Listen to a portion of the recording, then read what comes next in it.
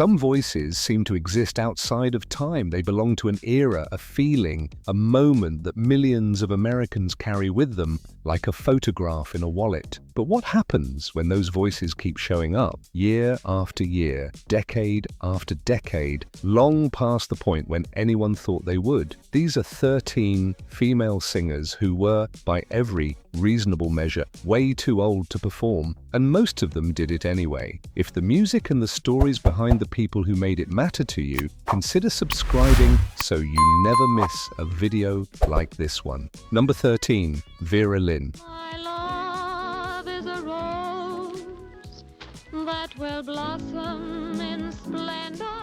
There has never been another artist quite like her. She was the voice of wartime Britain, the woman whose recordings kept soldiers going during the darkest years of World War II, and she never really stopped, not for decades. In her late 80s, she released a studio album that charted in the United Kingdom, making her one of the oldest artists ever to appear on a national chart. That album, We'll Meet Again, the very best of Vera Lynn, reached number 3 on the UK charts in 2009 when she was 92 years old, a position that put her above artists born 50 years after she first entered a recording studio. She released another collection of recordings in her 90s, and it too found an audience. The sheer physical and creative endurance that requires is almost impossible to comprehend. She was born in 1917 and lived to 103. That is not a performer growing old gracefully. That is a performer refusing on a fundamental level to let go.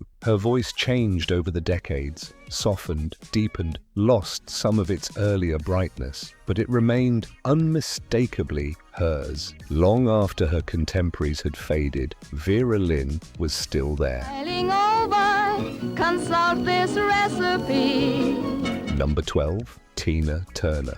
It's got to move, so get out of my way. I'm gonna have my say. Almost no story in popular music is as well documented and as genuinely extraordinary as hers. She rebuilt her entire career in her mid-40s after leaving an abusive marriage with virtually nothing, and then she did not coast on the comeback. She worked harder than artists half her age. By the time she was in her 60s, she was filling arenas around the world. Her 50 years, the Queen of Rock and Roll tour in 2008 and 2009, launched when she was nearly 70, set a world record for the highest grossing concert tour by a solo performer at that time, grossing over $240 million across 196 shows. Her legs, her energy, and her voice became the subject of genuine astonishment among audiences and critics alike. Health challenges accumulated over the years. She faced a stroke, kidney failure requiring a transplant, and intestinal cancer, all in her final decade. She passed away in 2023. But the image of Tina Turner in her late 60s, still center stage, still commanding a stadium, still absolutely in charge of every room she entered, that image does not fade easily.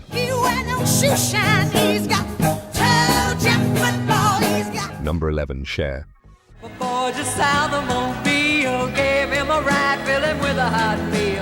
She has been declared finished so many times that the count has become a running joke in the music industry. Her farewell tour in the late 90s was supposed to be exactly that. It was not. She kept releasing music, kept performing, kept turning up in films and television, and in 2018, when she was in her early 70s, she launched another massive concert tour that played to sold-out venues across multiple continents. The Here We Go Again tour ran through 2018 and 2019, visited over 100 cities, and grossed more than $170 million. The woman who sang with Sonny Bono in the 1960s was still packing arenas more than 50 years later. She moves differently on stage now than she did at 25. The productions have become more elaborate, partly to compensate and partly because she has always loved spectacle. Neither fact changes what she is doing, which is performing at a level that artists a generation younger openly admit they cannot match.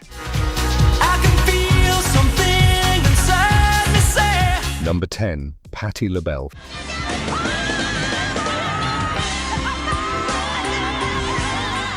Philadelphia's most enduring soul voice has performed through health challenges that would have ended most careers outright. A diagnosis of type 2 diabetes in the mid-90s changed how she managed her energy, and she has spoken candidly about the adjustments that requires from a performer whose entire identity is rooted in physical and vocal intensity. She has been known for explosive, unpredictable live performances since the 1960s, first with LaBelle, the group, and then as a solo artist. In her late 70s, she was still booking concert dates, still capable of reaching notes that trained vocalists decades younger approach with caution. Her voice is one of those instruments that seems to generate its own heat, regardless of the calendar. Before we go further, drop a comment and let us know where you are watching from. It is always something to see how far these videos travel.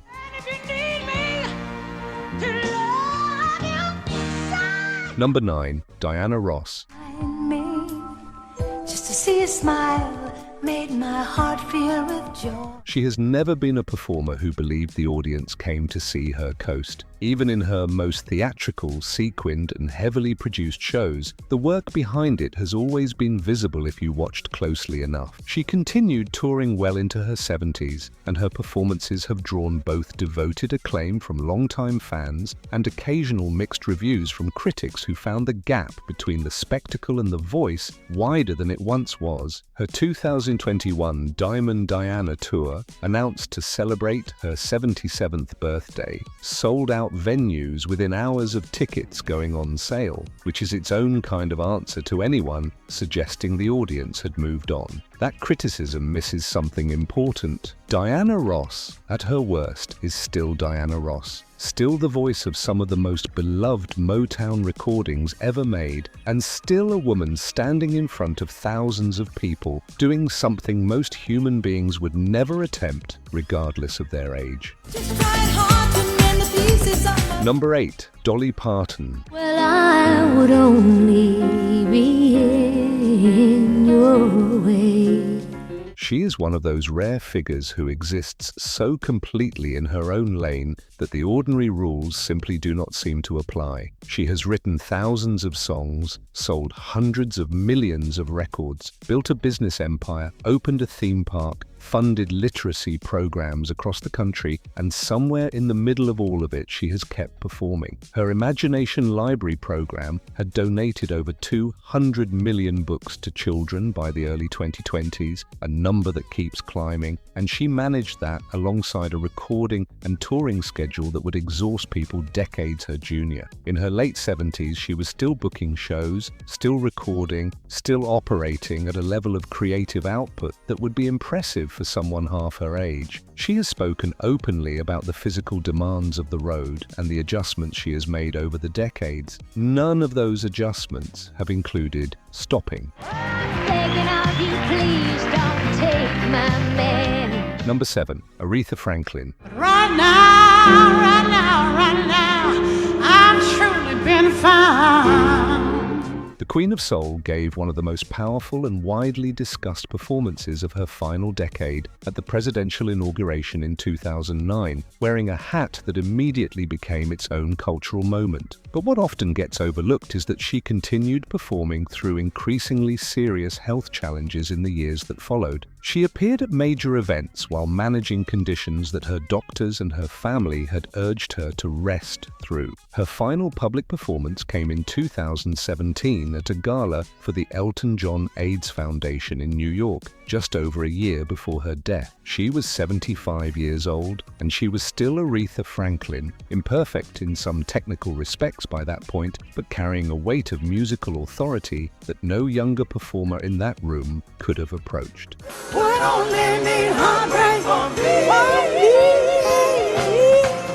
Number 6. Joan Baez.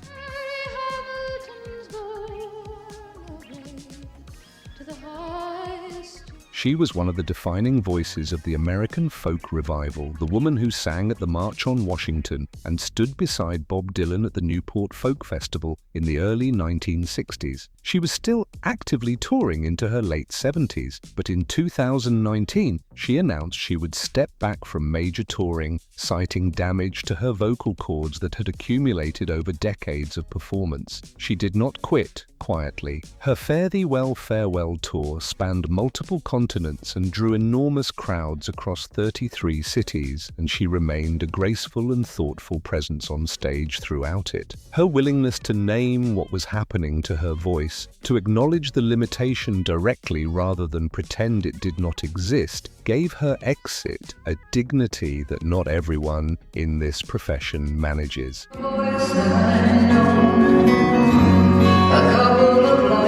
Number 5. Loretta Lynn.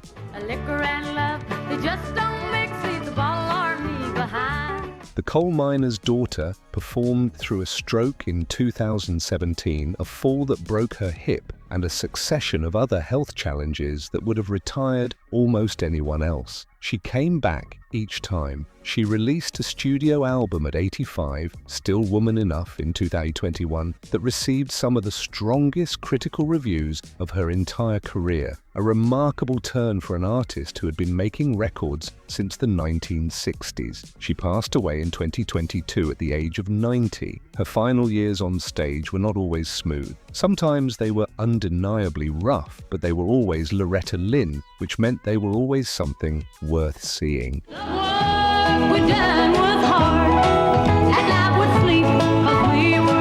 Number 4. Judy Collins.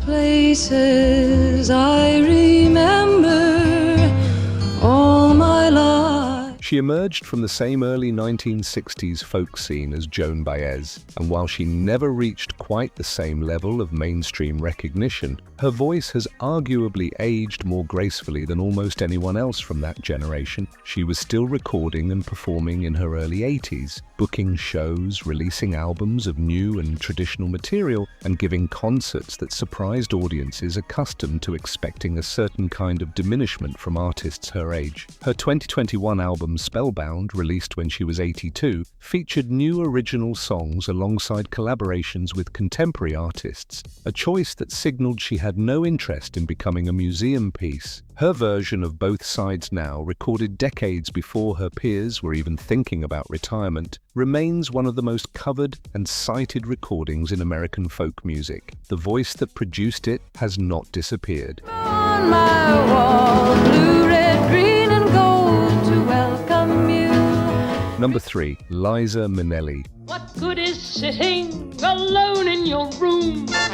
Come hear the music. She is one of the most complicated entries on any list like this. The daughter of Judy Garland and director Vincente Minnelli, she won an Academy Award, a Tony Award, an Emmy, and a Grammy, the full set of major American entertainment honors. And she spent a significant portion of her later career in a difficult and public struggle between her desire to perform and a body that was increasingly unable to meet her. Shows were cancelled, performances were cut short, there were appearances that critics described with visible discomfort, and yet there were also moments in that same period when something from the old Minnelli fire came through unmistakably and reminded an audience exactly who they were watching. The contradiction between those two realities is what makes her story so hard to look away from. Number 2. Gloria Gaynor.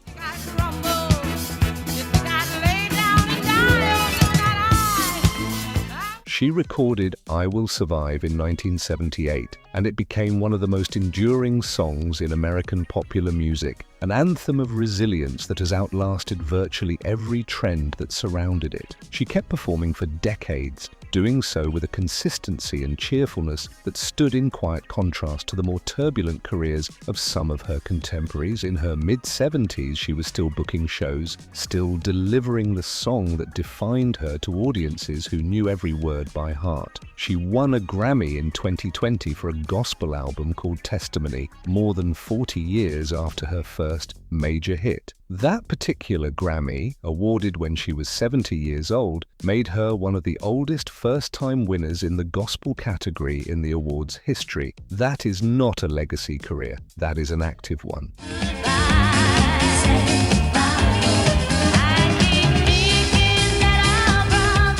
Number 1. Dolly Parton is already accounted for, so let's close with Doris Day. And I'll awake and start to bathe.